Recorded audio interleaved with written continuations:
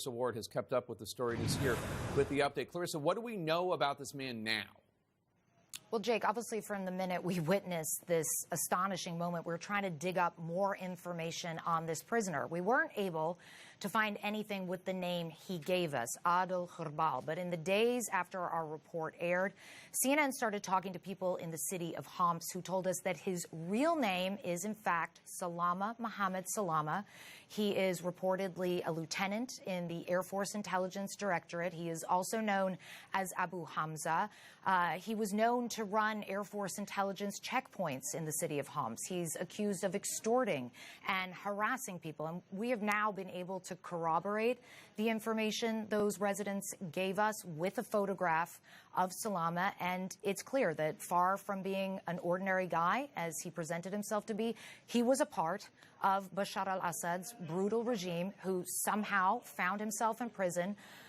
We don't know why he was arrested. The fact-checking website Verify SY has said that he was held in the prison where we found him for 1 month because of some kind of a disagreement over profit sharing of extorted funds with a higher-ranking officer. That lines up with what we've been told, but CNN cannot confirm that. We are continuing to dig, obviously, and as of this moment, we have not been able to contact Sallama himself. And this moment certainly captures the complexity of the situation in Syria.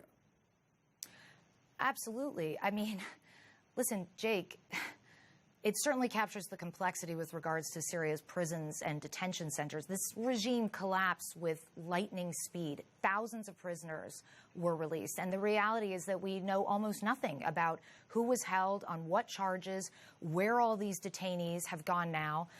And when the guard, who was one of the rebels, when he opens that cell door, you can see the shock on his face. He literally said to the man, "I had no idea you were in there for all these days."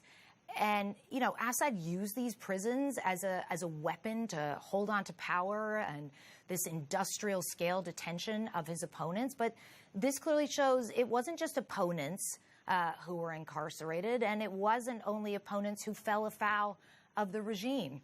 Also important to note, we visited 3 separate detention facilities while we were in Damascus.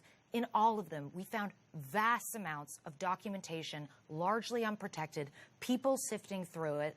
Much of it was destroyed or burned by the regime as they fled, but there are still huge troves remaining, and it's going to take a long time to go through them and get clear answers. CNN has taken some criticism over how the story unfolded. Talk about how this speaks to the challenges of reporting in war zones and chaotic situations such as this.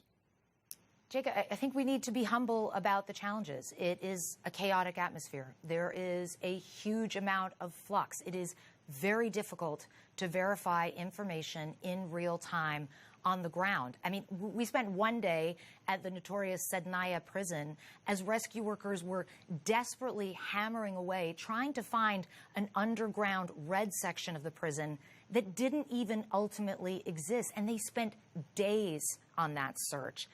Stories take unexpected turns. We continue to report them, you know, without fear or favor, but it is immensely challenging in this environment, and I think we need to be transparent about that, Jake. Absolutely. Clarissa Ward, thank you so much, and thanks for what you do.